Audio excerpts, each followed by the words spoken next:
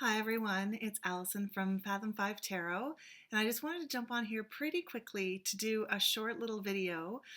It is February the 2nd, which means it is Groundhog Day, and we are also in the season of Imbolc, so where we start to really notice that we're moving away from winter and towards spring. Now, it's pretty funny that I decided to do this video today because we've had about 15 centimeters of snow where I am this morning.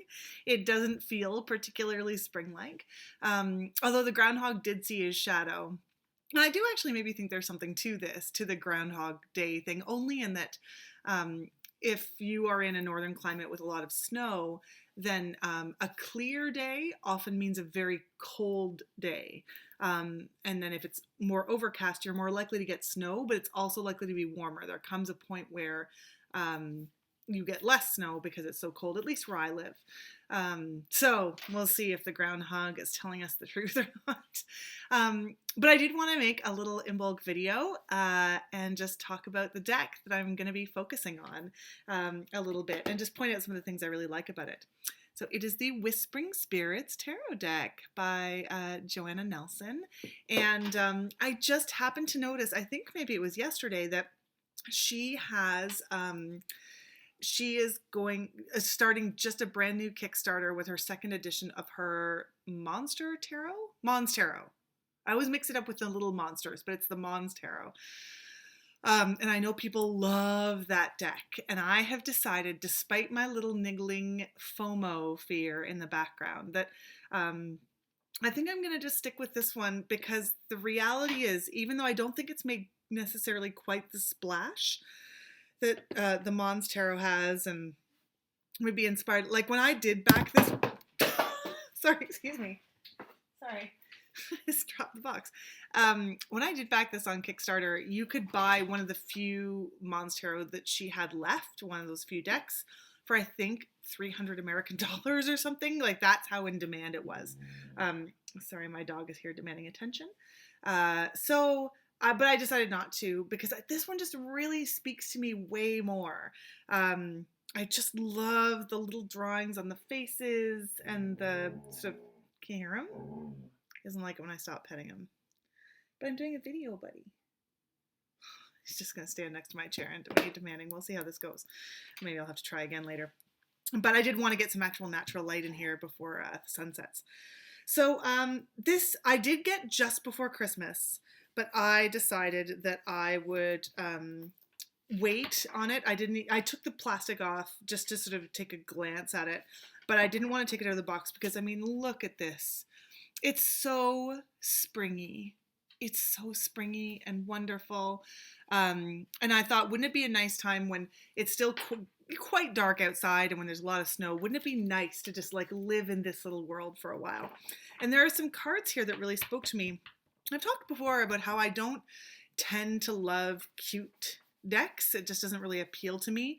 But this one really did. And so we'll go through some things. So if you're familiar with Joanna Nelson's deck, I think it's probably the same cardstock as the Mons Tarot. The cards are quite large. I have big hands, but they're still quite big. But although I think it really suits this deck. They're borderless. Let me take a look at the Fool here. I'm not going to show every card, but I do want to show some ones I really love. And I just, it's just so great. There's something about having only eyes that makes it really just open to interpretation. I mean, I'm going to call it the dog, because in the Waitsmith, it would be the dog, but is that like a caution or is it an encouraging on? Like now's the time to go. I find that this is a really light and encouraging deck. It's all still in order because I haven't done anything yet. I was waiting for today, other than sort of just really look through and gain some thoughts on the cards. And just like holding little flowers and the little bubbles alongside. There's a lot in each card. Oh, sorry. I guess maybe before I get to any more of the cards, I should talk about the fact that it comes with a little guide book with a few little spreads. And it's very much about sort of guardian spirits. And it has a little introduction by Trish Sullivan. It talks about single card draw, and then there's a Whispering Spirits specific draw, and then the each card has a title. It has keywords, and then just sort of a short one sentence explanation of the drawing, and then a message from the Whispering Spirit. So sort of personifying or anthropomorphizing these little beings that you see in the card as if you want to imagine directly from them. I think I might just establish my own thoughts about it before I go to the guidebook. I am very interested in the guidebook, but I just, I don't know. I just kind of want to set it up with me in this deck, but isn't that beautiful? I'll do a few of the majors. Here's the Magician. And you can see here the little stars have eyes, like they're watching and they're part of the whole thing. There's lots of things that are embodied here. High Priestess. Again, I'm not going to show every card because it'll take forever. Empress. Oh, it's so cute. Look, the flowers got eyes. The little, I don't know what they are, like little, they look like little tomatoes. They have eyes. There's this little crane that flies through many of the cards, and it came with a little paper crane. So that's super cool. I'm interested in looking more into that. Oh, I gotta show. So there are a few cards where I was like, yes, please, more. This Hierophant. And his little students, and it's like teaching this sort of interaction with nature and these little birds. I love how one of the students has the bird on his head and the other one has his on the arm. And the reason that this really resonated with me is that when I was a little girl, my grandfather had a big piece of property, a big farm. And every morning he would go out and feed the chickadees, and they would just come and land all up his arms and sit on his shoulders and sometimes sit on his head. And I would go out there when we were visiting and just like strain to keep as still and silent as I could. And then maybe a chickadee would land on my hand. Because they were so used to him, they would flock to him. But for me, it took more time. And I like the time and the patience to develop these relationships with nature. I think this is my favorite Hierophant card that I've ever seen. I just love it. But again, it's got that very personal, immediately that's what I thought of. Let's see, what else do I want to look at and bring out here specifically? I love Hermit cards. I talked about that in my last video for the 31 Days of Tarot. Just so sweet. But I think it's also really neat that there's a lantern, but it's not dark. This hermit, the withdrawal of this hermit is something maybe just personal. Oh, okay. I also love this one. I love the little Wheel of Fortune, and I love that the entire wheel is being embraced, right? Because I think it's really easy to think about your life as positive on the ups and the negative on the downs. But this has, to me, a real sense of wholeness, that this is all part of life, and that through struggle we grow. And while it can be difficult to see in the moment, that is fundamental. You have to embrace all of it. So I really, really love that. Okay, this is, oh gosh, it's too early to say what my favorite card is in the deck. But when I saw this, I'm sorry, my hair's being all weird. When I saw this on the Kickstarter, I was like, oh, I never, and it's weird because I never have any opinion about the Hanged Man card, or in this deck, the Hanging Spirit. But I just adore this card. I love this idea, and I'm going to get my sides wrong here, that by hanging, there is still growth, right? That these moments of sort of waiting, retreating, taking in the big picture of stillness are all part of growth, like the embracing of the whole Wheel of Fortune. That growth doesn't stop when you're in that Hanged Man energy, even though it may feel like it does, and you may be frustrated by it, or the idea, look at his little hand holding up his little blooming flower there, and also like other little leaves are being shed maybe that aren't needed, and that time is so important. I love this interpretation. It is so good. Death is an exchange. Like just the sunrise, maybe sunset. I like to think of sunrise. It's beautiful. Um, uh, sorry, I'm not actually laughing at this one. I'm laughing at the next one, but everybody likes to see a devil card. And it looks like quite a mischievous devil. I like that a lot. I really like this tower card. These little dudes look really, really surprised by what's happening. Not really sure how to get their bearings, although one has grabbed a leaf, which I think is really interesting, like making plans, making preparation. That's great. The star is very, I'm sorry, I said I was going to show every card. The star is very pretty, but I can't not show a moon card. Everybody's got little eyes. Okay, I'm going to start motoring through here a little bit more.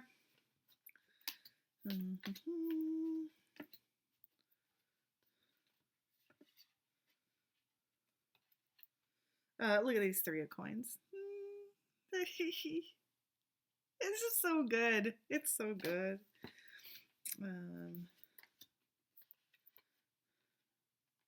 6 of Pentacles. Oh, okay. We better look at the little 5. Because for me, the 5 and 6 go together really beautifully. A little mushroom looking on.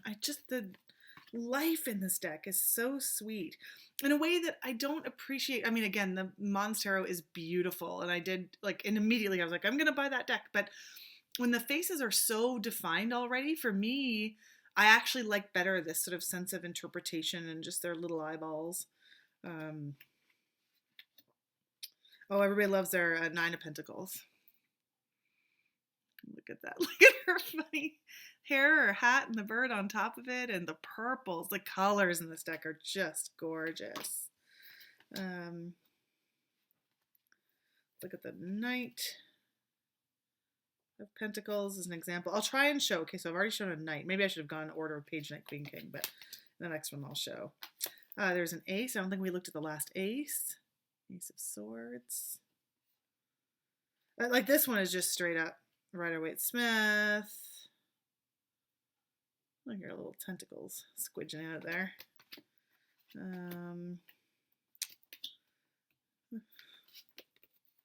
One of the things I do want to look at in the guidebook is that the little bowls of rice mean something, and I need to just double check on that because that little dude's got a bowl of rice on his head, and the one without the cloak sort of oops, wrong side. I always do that. I love that he looks like he's really looking forward to where he's going. I think that's really sweet. Okay. Again, I could show every card here. Look at that flower's facial expression. Dude. Those aren't yours. Oh, can we just... 9 of Swords.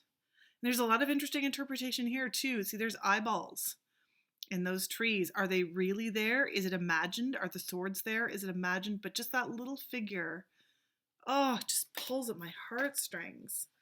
Okay, so I said I would do, so for this one I'm going to do a page. So there's the Page of Swords there. So I've done a page and a knight. Okay. So wands. Okay. What haven't we? I don't think we've looked at a 4 in a while. So there's a 4 of wands. And look at the little, look like flying gerbils, mice, sort of, with like a little garland. I think that's really cool. 6 of wands, 7 wands. Oh, so the 8 of wands. I mean, that's always one of the least illustrated I find, but this, and it still is, but it's just got a little dude, a little whispering spirit tagging a ride with the 8 of wands. Oh, I think that's a beautiful 9 of wands.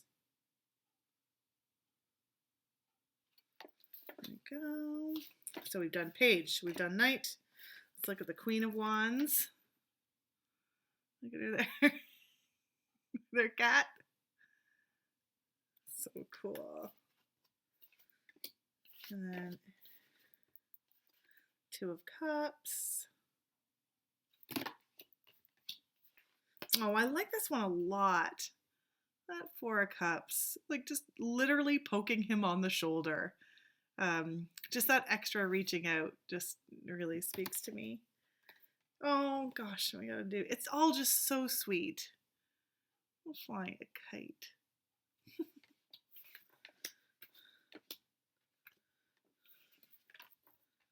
Oh, let's look at the Ten of Cups.